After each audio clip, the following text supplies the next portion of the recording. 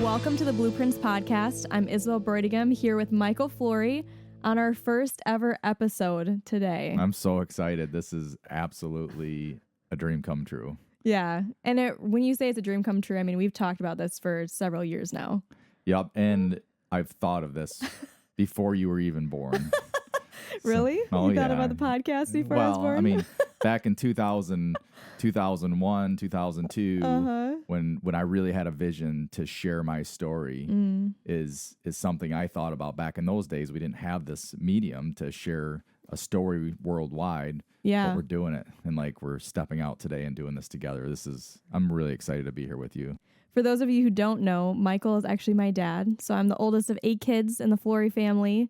And it's really awesome because we get to do not only life together, but business together. Yeah, this is for me to be working with you and to be working with my other children in our business is something that I couldn't ever think or imagine, 20 years ago that I would be doing this. Yeah. And I didn't ever think or imagine that I would be doing this either. Yeah. It's kind of something that unfolded. And so I've been in the business now for probably about 5 years full time. And we've just had the joy of working alongside, learned lots of things. You guys will hear me call him Michael throughout this podcast. And that's kind of an intentional shift we made in our relationship where we've got our personal side where he's dad at home and then, our professional side where... Well, you made that shift. This is true. As Isabelle began to, take her role in the company, we promoted her about 2 years ago to be our marketing manager. And remember, we showed up at a meeting and she introduced me as Michael, and I would sometimes slip up and say, "This is my daughter Isabelle," and I would get this look from her, man. And if you've been in person with Isabelle, you get this look. It's like, no, I'm Isabelle and you're Michael. So anyway, She established that early on. Yeah, and that's really an intentional shift so we can have an awesome work relationship, right? And be, we work super hard, both of us do. And you've led super well in that. It's been super healthy. Yeah. How we've been able to build what we have today. Yeah. So, Blueprints, why we named it that, we have a construction company, custom built design and remodeling, local here in the Lansing, Michigan area. And we serve homeowners looking to transform the place they live into a home they love. Yeah. And it all starts with an idea, right? Homeowners, we own these houses, we buy them. You know how many people buy a house and they go into it and they're like, we love it, but we want to do this or we want to do that. Or they've been in it for 20 years and they're like, we need to update that. Yeah. And then along comes the idea, and then what do you do with that? Right. And that's where we come in, is we really help homeowners create that plan so they can implement their vision, right? The blueprints. So this Blueprints podcast is all about life transformation, really. And your story is a transformational one. It's also a tragic one. And where you're at today, a lot of people can't believe that you are even able to be here today. So can you share your story? Yeah. I lost both of my parents at a really young age. I was born and raised here in Lansing, Michigan. And in 1986, I was 10 years old. Both my parents were killed in a shooting by my grandfather. Along with that, 2 of my siblings, myself and my grandmother, were also part of that shooting that happened in our house. And he later tried to kill himself. So we had a mass murder case back in 1986, and I lived through that. Wow. By the time I was 15, I was battling mental health and struggling to grapple with all of the anger and the pain and the bitterness towards my grandfather who took my parents' lives, and then just no path or blueprint, even grief back in those days. There really wasn't a lot of paths to show you how do you start untangling some of this mess that you're walking through. And so by the time I was 15, I ended up being diagnosed as bipolar and got on medications, and none of it fixed anything that was going on inside of me. And a lot of suicidal ideation over those years, really, really dark times, going in and out of these major depressive episodes and massive manic episodes. And this led to 20 years old. When I was 20 years old, life just wasn't worth living anymore, and I attempted suicide. And a few months later, I attempted suicide again, and was going to attempt suicide again. And that night, my life was changed forever. I had an encounter with God. I'll just say a divine encounter that was life transformational. It was like you're going one direction on the road, and all of a sudden, and it's dark and it's gloomy and it's blackout and it's scary, and somehow the car just was turned around, and I was driving into the mountain sunset, and everything was bright and new and hopeful. That night I had this encounter, and it was so pivotally transformational. And during that night, or during that encounter, I'll call it, I heard the voice that I'm what you're looking for. And what that meant to me was that there was actual hope. And medicine and counseling and all of that stuff, I had a real negative view of that. We'll get into that in the but I've kind of come around, I've come around back to more of a middle place, because from 15 to 20, the help that I was getting wasn't helping me. It actually, in my opinion, it was making me worse. The medications didn't help. They put me on new medications that would cause me to have these crazy episodes.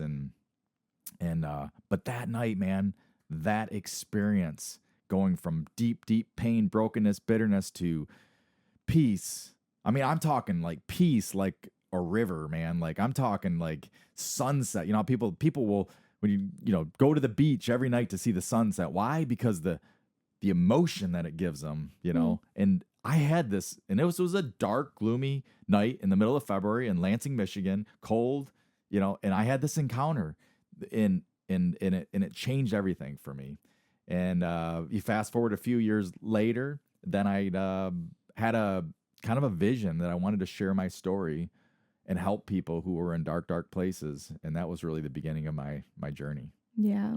So obviously I've heard your story many times over the years, but I mean, to go from losing your parents at 10 years old to, 15, your middle of teenage years, there's already a lot going on for every teenager. But then to have all that grief and pain attached, and then 20, it's like you're getting into adulthood and you have this transformation, and that led you to a journey of like basically a year of transformation, right? To a complete 180. Yeah, it was about a year and a half, and I was off all the medications that I was on, and I was living a joy-filled life with a passion and a mission to change the world, honestly.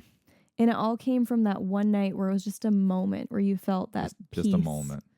Yeah, just everything can change in a moment. You always will tell me that. You're like, in a moment, anything can change because you had that in your life. Absolutely.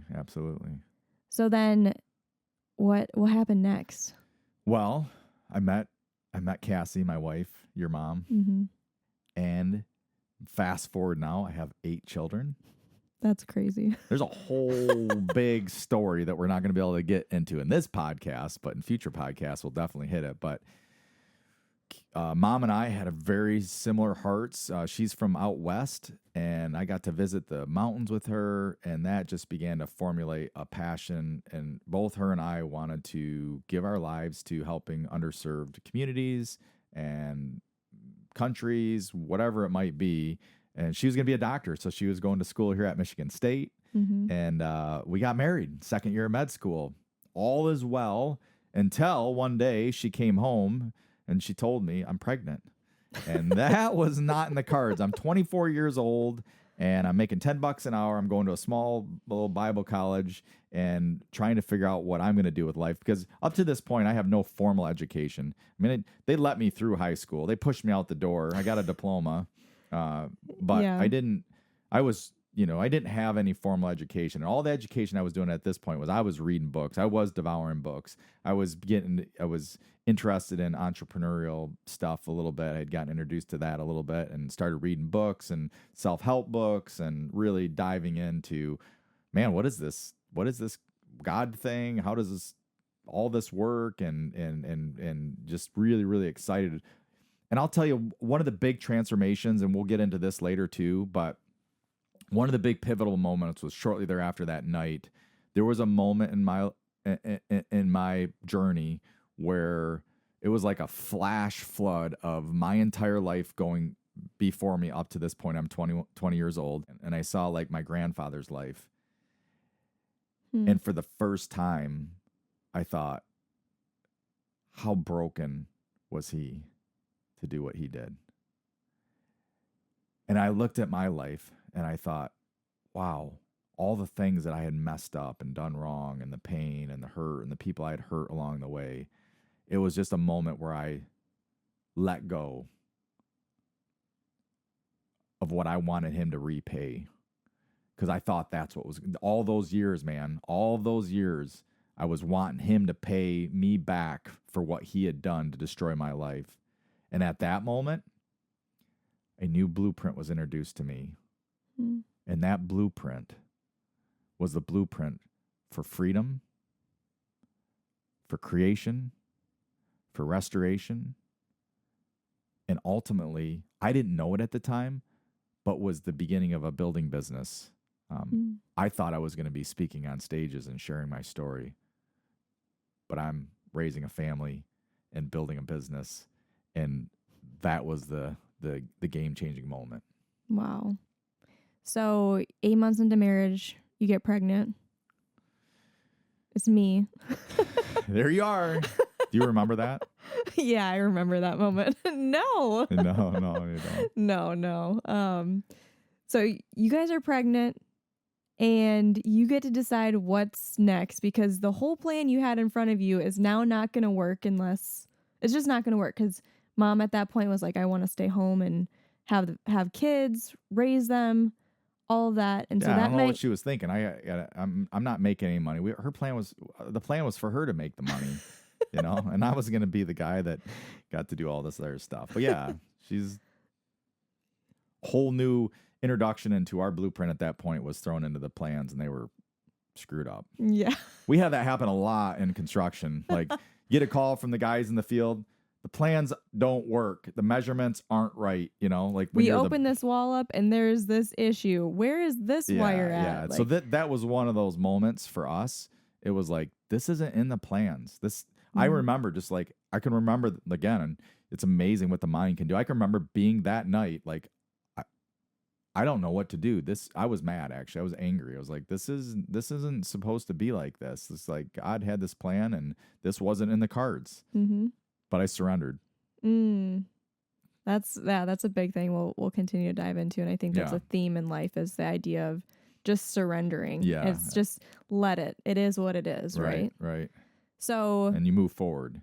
You let go, but you move forward. It's not like you let go and you're just like, don't worry about it. Like, in order to get through and make these jumps, like even for me, I mean, like I had this crazy encounter, but I have done a lot of deep work, hard work, challenging work, and some of it's just taking the next step. Right. Yeah. So, and then it's harder, easier, and you just keep going. Yeah. You guys are pregnant. You kind of let go of the plans that you had. Yep. And then what was the next step? Well, we decided to have 7 more kids. That night you decided, you said this is what this is going to look like. Yeah, I know. I No. Honestly, your mom is an amazing person. And, along the way, I've always had big, crazy ideas and just would get fixated on certain things. And, but one of them was both of us had a heart to have a family. And so we did really start pouring ourselves into having a family. Simultaneously, I'm pouring myself into, how do I run a business? How do I support my family? I got no education, no entrepreneurial background, no construction background, a lot of brokenness, a lot of pain. And I am full force into, let's do this thing. Let's do this thing. We're going to change the world, and that's really where it started. And so a lot started happening really fast, having kids and starting getting the business going. And there's a lot of shifts that happen in the business. I mean, along the way there was a lot of iterations. We had the Great Recession that lasted many, many years. made the building industry really, really tough. I mean, our houses went from what they were to half the value. People didn't have any money in their houses. I mean, foreclosures all over the place. That's how we ended up in this amazing home. It was a foreclosure that we picked up in 2011. So, it was just a lot of stuff that wasn't in the cards, and that was the beginning of that. Yeah, and I think about one of the big things in your story that we always talk about is just the idea of you've always had this huge vision since the moment you had that encounter. Like, you've had this big vision to impact a lot of people. And it's taken a while to get to where you're at today, right? And yeah, it started real slow and it kept going real slow. And one of the greatest books is you gotta write this down if you got a pad of paper, but or order it. It's called The Gap Gain by Dan Sullivan. Yeah. And Benjamin Hardy. Great book. And so I was always frustrated that I wasn't where I wanted to be. And it seemed so far away. So I focused on what he calls the gap. I would spend most of my time measuring myself and saying, I must not be good enough. I don't measure up. My business isn't taking off. There's no profitability at the end of the year. I'm overdrawn as a business. How are we going to make payroll? All of these moments where I have all these big dreams, and yet here I am 15 years into business, and we're barely scratching the surface of not even 1% of where I wanted to be. Yeah. So, and the gap gain is the idea of you're measuring yourself against where you want to be. So your big vision of being, family of companies nationwide, you're measuring yourself against that gap instead of looking and saying, wow, look where I've come from. Look what I accomplished today. Yes. Look how far we've made it, in 15 years. So we survived the great recession here in Michigan, and we're still in business, right? We still have an opportunity to continue to grow. So just along the way, starting to learn some of those things that would help me have a better mindset towards staying in the now as I have my big picture plans. Every now and then you kind of resurface and you get up there and you look, okay, the horizon. Okay, I see the goal. I see the plan. Now let's create a 90-day plan. And so that we started doing that. And that kind of ties back into the blueprint. And that's such a big shift in your mindset over the years. Yes.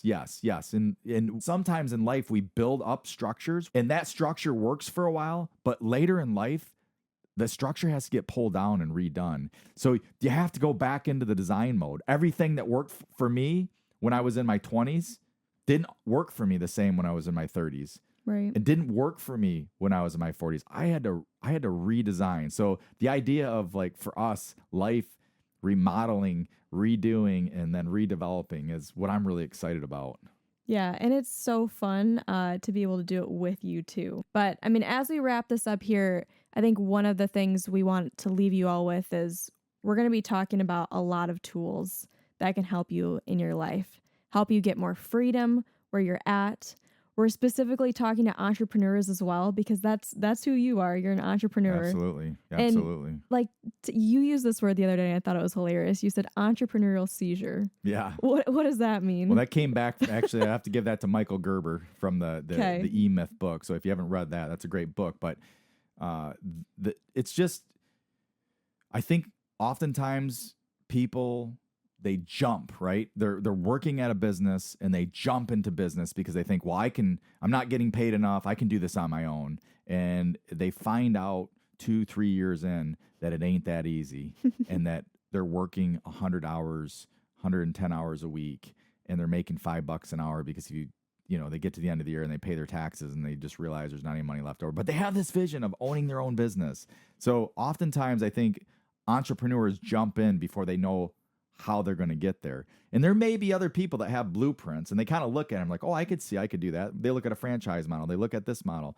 But the reality is when you jump in and you get your business going, there's a lot of moving parts. And remodeling's the same way. I mean, we have plans and blueprints for houses, but when we open them up, it's game on. There's a lot of discovery. There's a lot of creativity that has to happen, a lot of shifting and that goes on. Yeah.